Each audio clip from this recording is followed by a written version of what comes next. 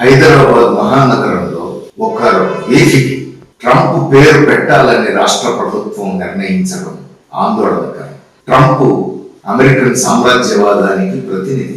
ఆయన యుద్ధోన్మాది. హైదరాబాద్ లో ఒక రోడ్డుకు ఒక యుద్ధోన్మాది పేరు పెట్టడం ఏమాత్రం ఆమోదించదగిన విషయం కాదు.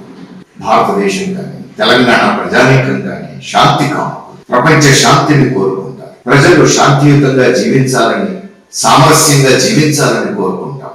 అలాంటి చోట ఒక యుద్ధోన్మాది పేరు పెట్టడం ఆందోళనకరం.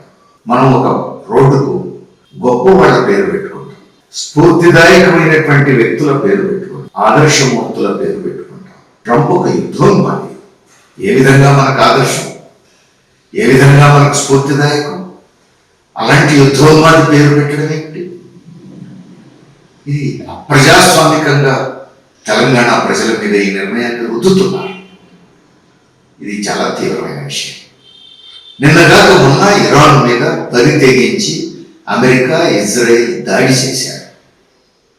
దాని పర్యవసానాలు భారతదేశ ప్రజానీకం, తెలంగాణ ప్రజానీకం కూడా అనుభవిస్తున్నాం. పెట్రోలు, డీజిల్, గ్యాస్ ధరలు పెరిగి అనేక ఇబ్బందులు పడుతున్నాం. అంతేకాదు, ఇరాన్ మీద దాడి చేయడమే కాదు, ఇరాన్ అత్యున్నత రాజకీయ నాయకత్వాన్ని హత్య చేశారు. వెనిజులా అధ్యక్షుడిని, ఆయన భార్యను అర్ధరాత్రి కిడ్నాప్ చేసి అమెరికాలో బంధించారు. ఇప్పుడు ఒక సోషలిస్ట్ దేశమైనటువంటి క్యూబాను స్వాధీనం చేసుకుంటామని బరి తెగించి ప్రకటించాడు ట్రంప్.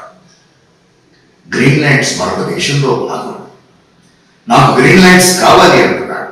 ఇవ్వకపోతే ఎట్లా తీసుకోవాలో నాకు తెలుసు అన్నాడు. ఇంతటి దౌర్జన్యపూరితమైనటువంటి పద్ధతులను అనుసరిస్తున్నటువంటి ట్రంప్ పేరు ఇక్కడ ఒక వేదిక పెట్టే ప్రయత్నం బాధ్యతారాహిత్యం. ఇది సరైన ధోరణి కాదు. అంతేకాదు, ఒక దేశ అంతర్గత వ్యవహారాలలో మరొక దేశం జోక్యం చేసుకోకూడదు. ఒక దేశ సార్వభౌమాధికారాన్ని, స్వాతంత్ర్యాన్ని ప్రతి దేశము గౌరవించాలి. ఇది ప్రపంచవ్యాప్తంగా ఆమోదించినటువంటి న్యాయం. ఈ అంతర్జాతీయ న్యాయాన్ని పణంగా పెట్టి తుంగలో తొక్కి వివిధ దేశాల స్వాతంత్ర్యాన్ని, సార్వభౌమాధికారాన్ని ఖాతరు చేయకుండా దాడులు చేస్తున్నటువంటి నాయకుడు ట్రంప్. అమెరికన్ సామ్రాజ్యవాదం బరితెగించి ఇలాంటి దాడులు చేస్తున్నది. ఇవన్నీ ఒక భాగం. భారతదేశాన్ని, భారతదేశ ప్రధానిని, భారతదేశ ప్రజలను అవమానిస్తున్నారు. భారతదేశానికి పాకిస్తాన్కు మధ్య జరిగినటువంటి కాల్పుల విరమణ ఒప్పందం విషయంలో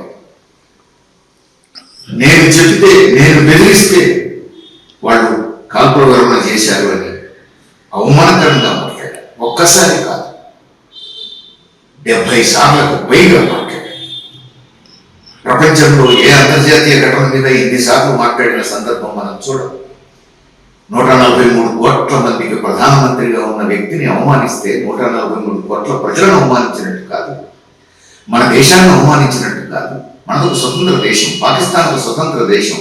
ఈ 2 దేశాలు కాల్పుల విరమణ చేయాలని సంప్రదించుకొని నిర్ణయానికి వస్తే, నేను బెదిరిస్తే, నేను ఆంక్షలు విధిస్తే, నేను కండిషన్లు పెడితే దిగొచ్చిందని చెప్పేసి మాట్లాడడం అంటే ఏ కావాలతో మాట్లాడినట్టు?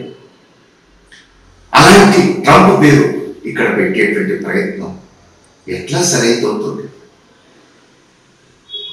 గతంలో భారతదేశం నుంచి అమెరికా దిగుమతి చేసుకునే సరుకుల మీద దిగుమతి సుంకం 3% ఉండేది సుమారు.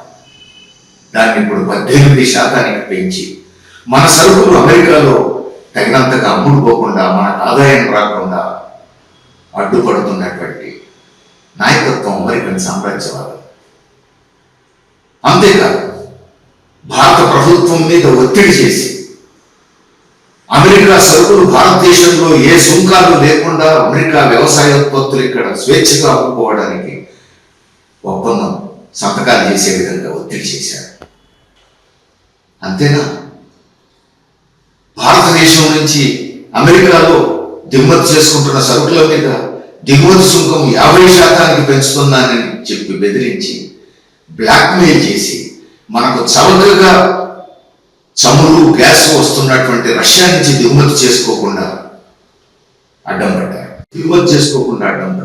అంటే భారతదేశాన్ని అమెరికా సామ్రాజ్యవాదం బ్లాక్మెయిల్ చేసి బెదిరించి భారతదేశం చమురు ఎక్కడి నుంచి కొనాలో గ్యాస్ ఎక్కడి నుంచి కొనాలో అమెరికా ప్రభుత్వం నిర్ణయిస్తుంది, ట్రంప్ నిర్ణయిస్తున్నాడు. ఇప్పుడు అమెరికా దగ్గర కొనుగోలు చేయాలని చెప్పి ఒత్తిడి చేసి ఒప్పించారు.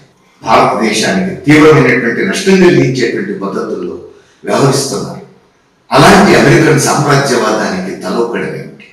అలాంటి అమెరికా అధ్యక్షుడు ట్రంప్ పేరు హైదరాబాదులో ఒక వేదిక పెట్టడం ఏమిటి? ఇంతకంటే దారుణం ఇంకేమైనా ఉంటుందా?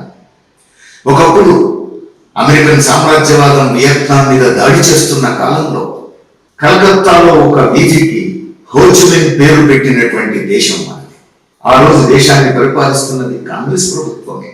మరి ఇప్పుడు ఆ స్ఫూర్తి ఏమైంది? ఆ విధానం ఏమైంది? ఇప్పుడు రాష్ట్రంలో కాంగ్రెస్ ప్రభుత్వం ఉన్నది. ట్రంప్ పేరు పెడుతున్నారు, ఇంత దుర్మార్గుడి పేరు పెడుతున్నారు.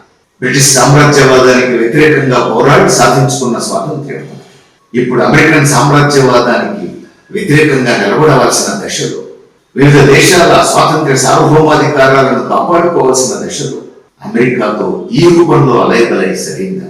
ఒకవైపు యూనియన్ గవర్నమెంట్ నడుపుతున్నటువంటి బీజేపీ, ఇక్కడ తెలంగాణ ప్రభుత్వాన్ని నడుపుతున్న కాంగ్రెస్ ఒకే విధానం అనుసరించడం ఇక్కడ ఆశ్చర్యకరంగా ఉంది. ప్రధానమంత్రి నరేంద్ర మోడీ ట్రంప్తో అలయబలైలో ఉంటారు. ట్రంప్ లేదా అమెరికన్ సామ్రాజ్యవాదం చేసిన ఈ దుర్మార్గమైనటువంటి తప్పులన్నింటి విషయంలో కూడా నోరు మెదలకుండా భారత ప్రధానమంత్రి మౌనం వహించారు. మరోవైపు రాష్ట్రాన్ని పరిపాలిస్తున్నటువంటి ముఖ్యమంత్రి రేవంత్ రెడ్డి గారు కూడా ట్రంప్ పేరు పెడుతున్నారు ఇక్కడ ఒక రోడ్డు. అంటే అక్కడ బీజేపీకి ఇక్కడ కాంగ్రెస్ కు తేడా లేని పరిస్థితి ఎందుకు వస్తుంది? ఈ రెండు పార్టీలు అమెరికాతో అంత కౌగిలించుకునేటువంటి వైపు ఎందుకు పోతున్నారు? దేశ ప్రయోజనాలను పణంగా పెట్టి, రాష్ట్ర ప్రయోజనాలను పణంగా పెట్టి ఒక యుద్ధోన్మాదికి ఎందుకు ఇన్ని సత్కారాలు, ఇన్ని గౌరవాలు ఇస్తున్నారు? దేశ ప్రజానికం సీరియస్ గా ఆలోచించాలి. తెలంగాణ ప్రజానికం సీరియస్ గా ఆలోచించాలి. ఇప్పటికైనా రాష్ట్ర ప్రభుత్వం ఆ నిర్ణయాన్ని ఉపసంహరించుకోవాలి. ఉపసంహరించుకోకపోతే అటు యూనియన్ గవర్నమెంట్ ని, ఇటు రాష్ట్ర ప్రభుత్వాన్ని కూడా నిలదీయాల్సిన బాధ్యత ప్రజానికం మీద ఉన్నది. ప్రజలు ఆలోచించాల్సిన అవసరం